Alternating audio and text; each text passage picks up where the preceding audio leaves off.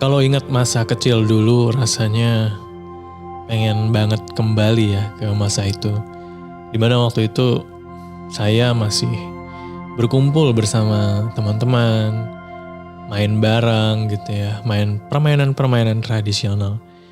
Sebenarnya eh di masa itu sudah ada teknologi handphone ya.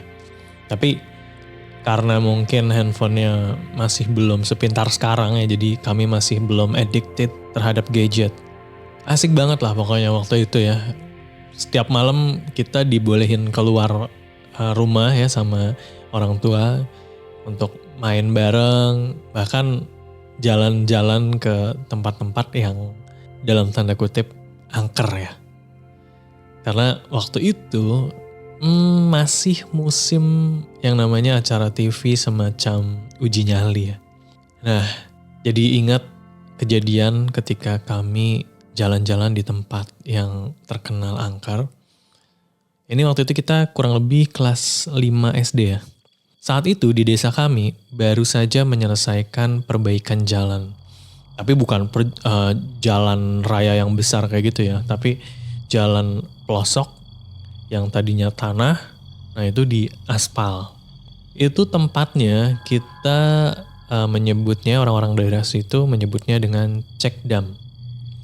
Jalannya udah enak sekarang, tapi kiri dan kanan jalan cekdam ini masih banyak tumbuhan-tumbuhan tinggi ya. Ada ya pepohonan-pepohonan lah, banyak banget. Di sepanjang jalan cekdam itu jarang sekali rumah ya. Jadi ada mungkin bisa jaraknya berapa puluh meter dulu gitu ya baru ketemu rumah lagi. Pokoknya sepanjang jalan cekdam ini kanan kirinya kebanyakan sawah atau pohon-pohon besar. Nah kemudian setelah beberapa hari perbaikan jalan itu kami mendengar kabar duka, kabar yang mengejutkan ya. Jadi ada kecelakaan antara dua pengendara sepeda motor di jalan cekdam dan tabrakan kedua motor itu mengakibatkan pengendaranya meninggal dunia di tempat. Ada yang bilang pemuda yang meninggal kecelakaan itu sedang menjajal motor yang diperbaikinya. Terus kemudian ada lagi yang dari lawan arah itu bisa dibilang satu keluarga kecil ya. Jadi bapak, ibu, dan anak yang meninggal di tempat. Kecelakaan seperti itu sebenarnya sudah cukup biasa terjadi ya. Karena jalannya tuh seolah-olah kayak lengang gitu ya. Apalagi baru diberesin. Orang-orang yang masih berdarah muda biasanya menggunakan jalan itu untuk kebut-kebutan gitu ya. Dan kalau kata orang situ, atau mungkin di daerah teman-teman juga ada yang berpendapat ya, kalau setiap ada pembangunan jalan itu biasanya minta tumbal. Ya ada yang berpendapat begitu. Cuma kalau kita yang masih kecil-kecil gini belum ngerti lah ya. Dan gak peduli juga sebenarnya. Ya bisa dipastikan itu sebenarnya cuma mitos doang. Kemudian 1 bulan setelah kabar kecelakaan itu, yang tadinya rame gitu ya, mulai redup kabar kecelakaan itu. Tapi justru ketika orang sudah tidak membicarakannya, saya dan teman-teman baru merasakan nuansa horornya. Jadi ceritanya waktu itu seperti biasa saya dan teman-teman sholat berjamaah di masjid di dekat sekolah ya. Dan setelah beres sholat jamaah kami duduk di tempat bekas puskesmas yang udah gak dipakai dan satu halaman dengan balai desa. Jadi tempatnya tuh bercat putih dan kami asik banget ngobrol, bercanda, menunggu azan isya tiba. Jadi tadi kita sholat jamaah maghrib, kemudian kita nungguin sholat isyanya nih. Nah kita ngobrol di bekas puskesmas itu. Bangunannya sih gak begitu besar ya. Bangunan kecil tapi ya enak buat dibawa nongkrong dan ngobrol, bercanda gurau di situ ya.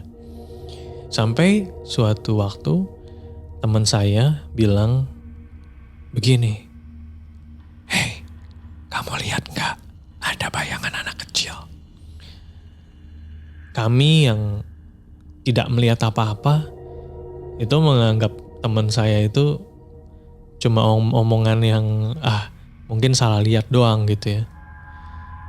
Tapi setelah dipikir-pikir lagi, teman saya yang satu ini, itu dia tuh orangnya yang paling jujur di antara kita gitu, yang paling serius, yang paling gak suka berbohong gitu ya. Mungkin siapa tahu benar gitu ya dalam hati.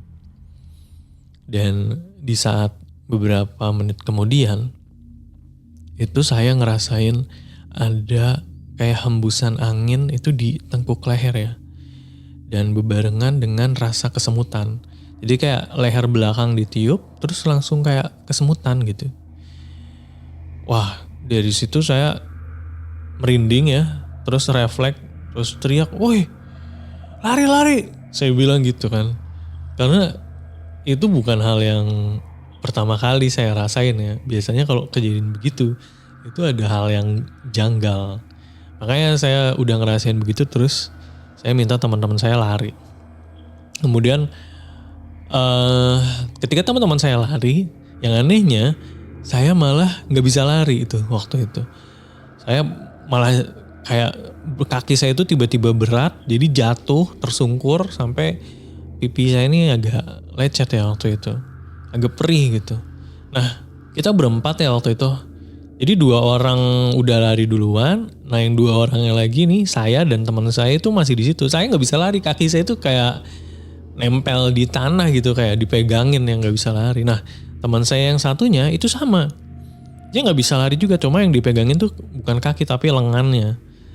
Jadi kita berdua mau lari susah gitu, sampai akhirnya saya baca doa segala macam yang saya hafal, dan alhamdulillah bisa lepas dan bisa lari mengejar teman saya yang udah lari duluan.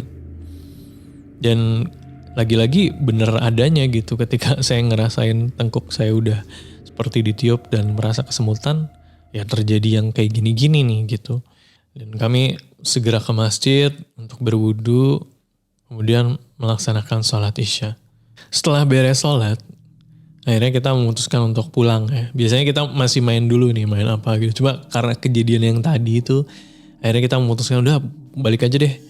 Nah, yang bikin nggak kepikirannya, kalau tadi kan di puskesmas itu kalau lurus terus bisa ke arah rumah kita tuh.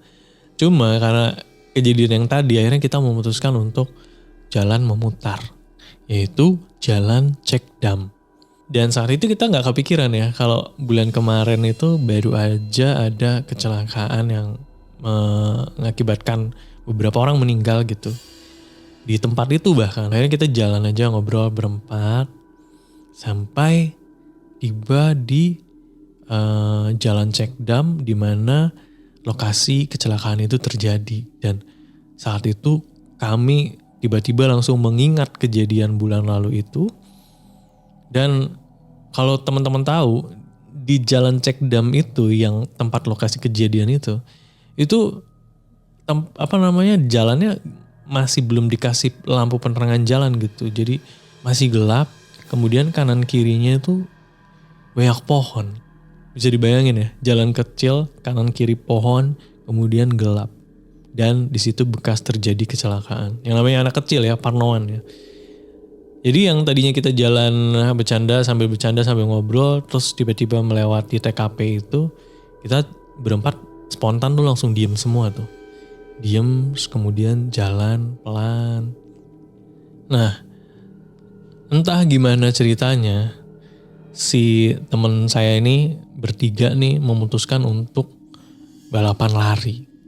Karena itu mungkin jadi solusi ya, ketika di jalan gelap, kemudian apalagi bekas terjadi kecelakaan gitu ya.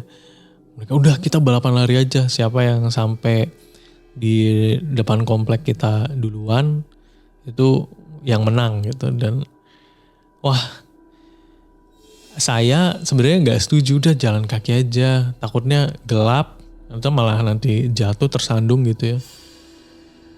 Nah yang setuju sama saya ada 1 orang, kita kan berempat. Yang 1 orang yang tadi nggak bisa lari juga tuh pas ketemu bayangan anak kecil. Akhirnya yang balapan lari itu 2 orang lainnya gitu. Ya udah kita duluan, kata mereka begitu. Terus mereka berdua tuh lari tuh. Akhirnya kita cuma berdua nih. Yang tadinya pikir berdua nggak apa-apa gitu ya, masih ada berani. Tapi berdua pun suasananya masih benar-benar mencekam di jalan Cekdam ini. Sampai nggak tahu gimana ceritanya si teman saya yang satu ini, tanpa tedeng aling-aling gitu ya, tiba-tiba dia lari ninggalin saya. Gak tahu dia kayak abis ngeliat atau ngerasain apa gitu ya. Dia cuma bilang lari gitu. Dan lagi-lagi ketika saya mau mencoba untuk lari, kaki saya seperti tertahan di situ. Tertahan dan saya hampir tersungkur, tapi nggak jadi ya, karena tangan saya masih bisa menahan di tanah gitu. Nah, jadi kayak dalam posisi hampir bersujud, mau jatuh karena kaki saya seperti ada yang megangin. Teman saya udah lari itu udah jauh dan tempat itu masih gelap, masih sunyi, masih mencekam. Dan tiba-tiba di sebelah saya ada sosok seperti bayangan tapi mewujud gitu ya, berwarna hitam yang ikut-ikutan gerakannya tuh sama seperti saya, yaitu gerakan mau jatuh yang hampir bersujud itu ya, hampir tersungkur. Itu posisinya ada di sebelah kanan saya. Ketika saya tengok, postur tubuhnya sama seperti saya. Ya benar, itu hantu anak kecil yang tidak terlihat mukanya, tidak terlihat warnanya, hanya hitam doang. Jaraknya kurang lebih sama saya paling 5 meter di sebelah kanan. Itu, dan wah saya bingung tuh mau ngapain. Mau lari gak bisa, akhirnya saya coba lagi baca doa. Seingat saya doa-doa yang saya hafal. Dan saya tengok lagi di sebelah kanan masih ada. Saya mau nangis waktu itu.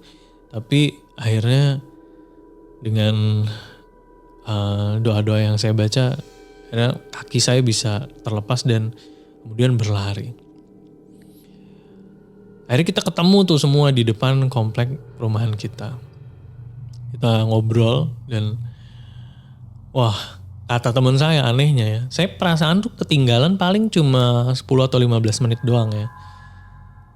Tapi kata teman saya katanya di situ tuh nungguin itu bahkan hampir 1 jam 45 menit gitu ya. Katanya saya lama banget. Wah, perasaan enggak lama banget gitu ya, perasaan sebentar-sebentar aja. Dan akhirnya ya udah deh kita pulang masing-masing ke rumah. Nah, hal yang belum saya ceritain adalah saya tinggal di rumah itu berdua, cuma saya sama bapak.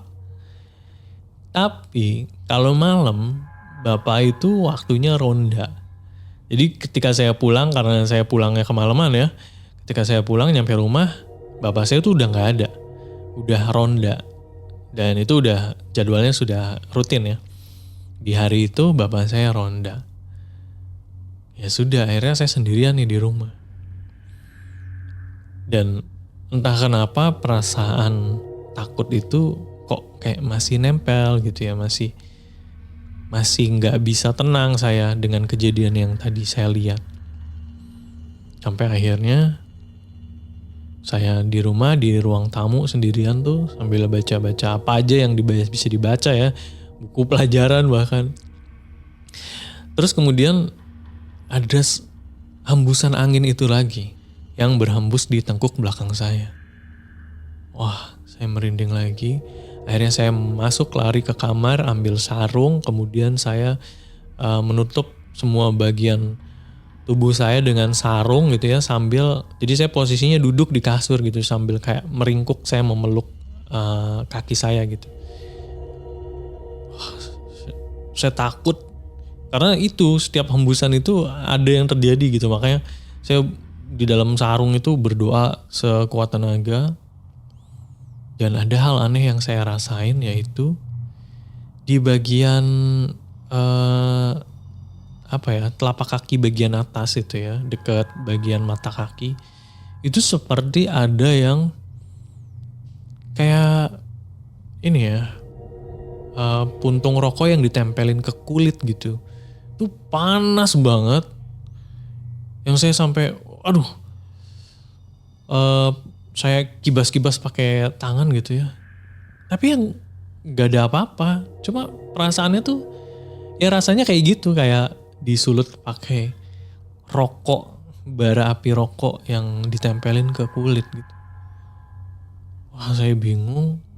Giliran saya mau turun dari kasur, itu kasurnya goyang-goyang sendiri. Ranjang saya tuh kayak ada yang digoyang-goyang.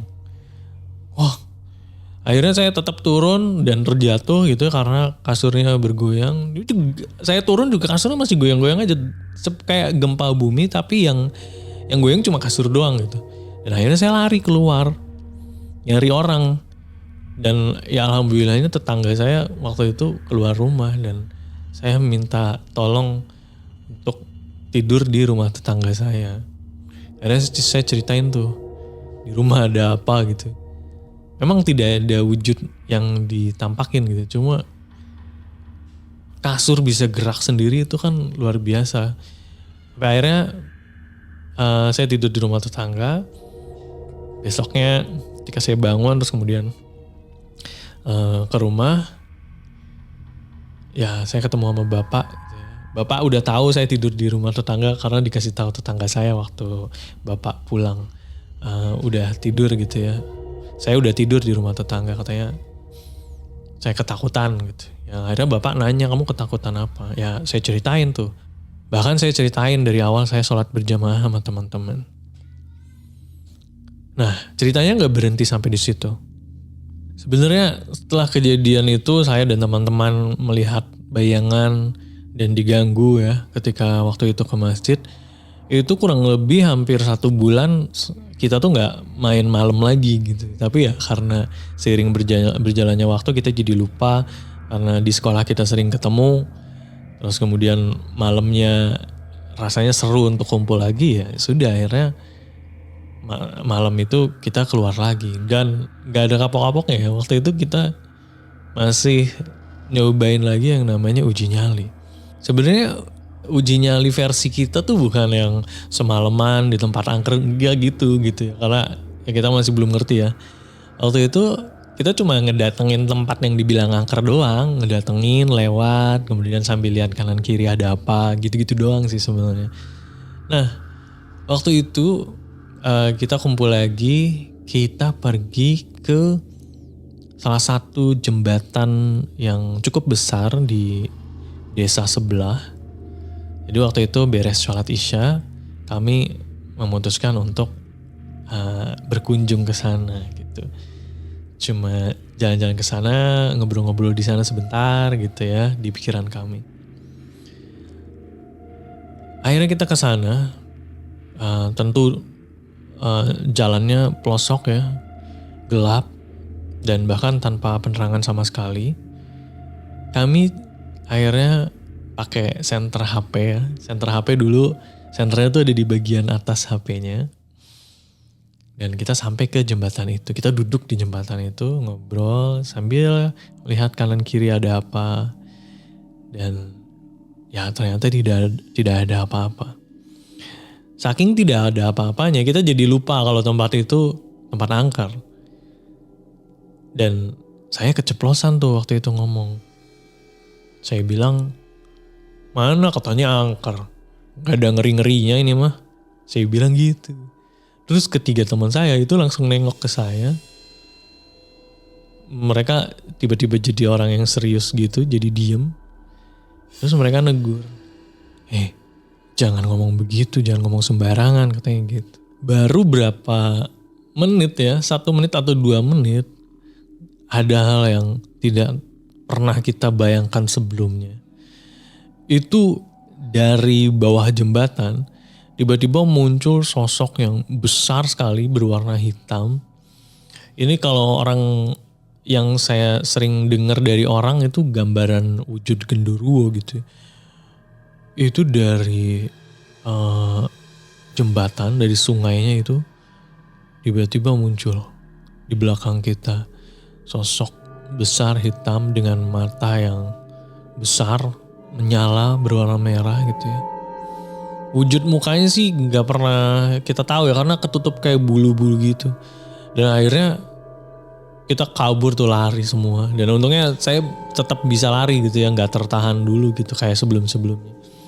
Kita kabur, lari tunggang langgang dan kembali ke rumah masing-masing langsung gitu ya, pulang. Tapi sialnya di malam itu adalah malam dimana bapak saya kembali ronda. Jadi lagi-lagi saya sendirian di rumah. Saya bingung lagi nih mau langsung ke tetangga, gak enak. Waktu itu belum diganggu sih. Sampai akhirnya saya kembali melakukan hal yang sama, ngambil sarung, kemudian menutupi semua bagian tubuh gitu ya. Cuma saat itu saya gak duduk sambil meluk kaki gitu. Saya waktu itu langsung tidur, selimutnya pakai sarung gitu. Cuma sampai muka saya tutup gitu. Dan kejadian yang mengerikan terjadi lagi. Kembali tuh tengkuk saya tuh kayak ditiup gitu ya. Dan saya ngerasa di sebelah kasur tempat saya tidur itu ada orang yang naik terus tidur di sebelah saya. Wah, saya gak berani nengok tuh. Saya istighfar, astagfirullah sambil baca-baca gitu. Kemudian ketika saya ngerasa udah tenang, saya nengok tuh ke sebelah. Gak ada apa-apa. Wah, alhamdulillah gak ada apa-apa. Pas saya bangun, itu orang yang saya kira tidur di sebelah, itu ternyata enggak. Tapi tidurnya di lantai, di bawah ranjang saya. Bukan di bawah kolongnya ya, tapi di bawah tempat kalau saya turun saya menginjakan kaki. Nah, di situ ada seorang anak laki-laki yang saya tidak kenal wajahnya, cuma pucat, matanya tuh bagian matanya tuh gak ada ya, jadi dia gak punya bola mata, bolong. Pakai baju seragam anak sekolah SD, putih merah, dia terbaring seperti orang yang sedang disolatkan lah gitu. Jadi posisi tangannya tuh nempel, telapak tangannya nempel ke perut dua-duanya. Dan waktu itu saya kabur langsung nyari tetangga yang masih buka ya, gedor-gedor. Terus saya akhirnya malam itu tidur lagi di rumah tetangga. Dan semenjak kejadian itu saya minta sama bapak, Pak jangan ronda dulu deh, saya takut banget gitu. Cuma ya akhirnya bapak mengalah untuk libur dulu rondanya di beberapa minggu ke depan, digantikan sama bapak-bapak yang lain entah siapa. Dan kejadian-kejadian kayak gitu sebenarnya random ya. Jadi tidak punya alur cerita atau dasar ceritanya seperti apa, sejarahnya seperti apa. Saya nggak tahu sosok hantu itu siapa, saya juga nggak tahu. Kemudian ada hubungannya tidak dengan kecelakaan waktu itu gitu. Yang jelas semuanya setelah saya besar saya sadari kalau itu adalah jin ya. Dan semuanya ya atas kehendak Tuhan gitu. Jadi ya jangan nantangin tempat-tempat yang kita nggak tahu ya.